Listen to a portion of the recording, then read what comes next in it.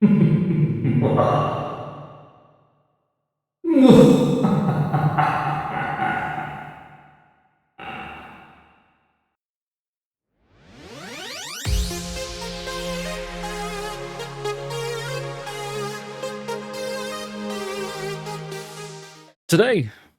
we are looking at the sequel to one of my favorite games of all time, Evil Genius 2, World Domination.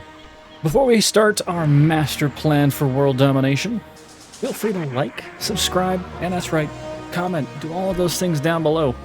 Also, enjoy the free juice bar, but I will say cups are about $500, minimum purchase of 6.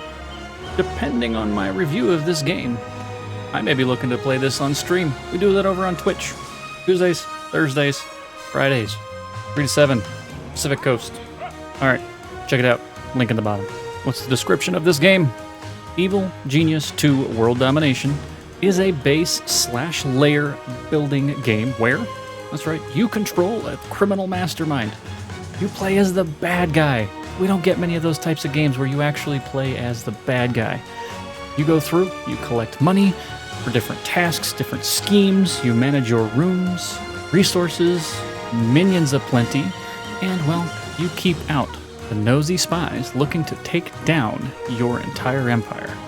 This game is like a modern spy look at Dungeon Keeper. If you haven't played Dungeon Keeper, probably want to check out Dungeon Keeper because I'm going to make that reference a few more times. I'll put the link for that down below.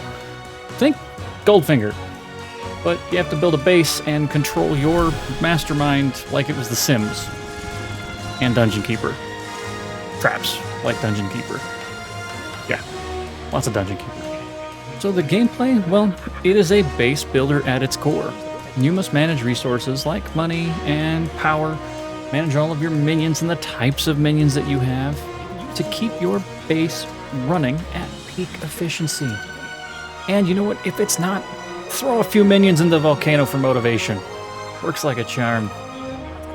Okay, well, I haven't actually been able to throw anybody into a volcano yet. We're working towards that. But I know that you can motivate them by literally just murdering them in front of everybody else. You want to be Maximilian? Well, he just pulls out a gigantic revolver and murders them in the middle of the hallway to make sure everybody else knows who's in charge. With that, you will also utilize the world stage map to start schemes to thwart rivals. And you can, that's right, recruit them later or reduce heat from the heroes. You don't want any of those hammer agents coming at you. They steal your stuff.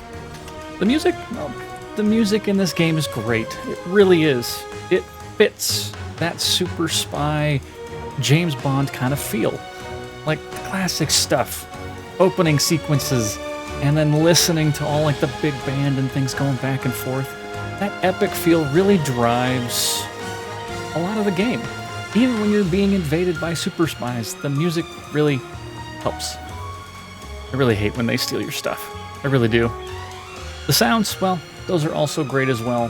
They add a new, different ambiance for every single room that you're in with different beeps and boops and laser sounds and minions screaming as they die and grunting and, you know, incinerators.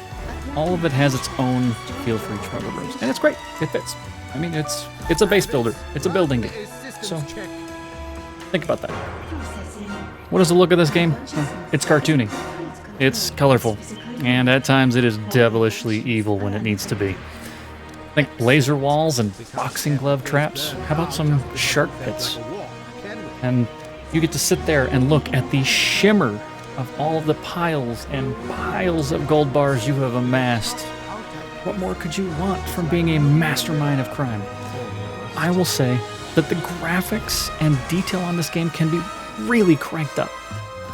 With the existing 2060 Super that I have in my system right now, I was unable to play on the ultra settings while recording at the same time. Frame loss all over the place. Maybe there will be a little more optimization in the future to allow that, but currently it really hogs that GPU resource, which is not a bad thing. If you're just playing the game, it looks amazing. Water, gold, lasers, smoke, you name it. It all has its own shimmer, its own look, its own ambiance. It's great. I can't say enough about it. You feel in control. You feel powerful and rich. You really feel like a supervillain. Though the initial learning curve of this game can be a bit steep without the tutorial because of the money and the resource balance. And I must say, when I played through the tutorial, everything kind of happened really organically. It's like, build this size, build this size. I'm like, I've played this before, let's just do this on my own. Well, I started my first playthrough 4 times. I kept wanting to build the most gigantic vault possible. Wanted to turn around and like, yep, I built my vault. Now I want to build bunk beds and stuff for the minions. I had to keep restarting because I ran out of money and had no way of gaining more. You can't build a gigantic vault without having a comm room to continue to fill it. And you can't build a comm room without placing a small vault to place all the money that you need to pick up to go buy items for the comm room. So basically what you have to do is you have to plan big. Start small with every single room in the game. You want minions? Small barracks, 2 or 3 bunk beds, a few lockers. Plan bigger, you're going to make it this big later, and you adding 2 rooms, it's actually very, very simple. And intuitive, actually. Now, I will say this, camera controls on this are a bit wonky. They feel really, really kind of wonky to start with compared to some of the other building games that are out there. But, here's the thing.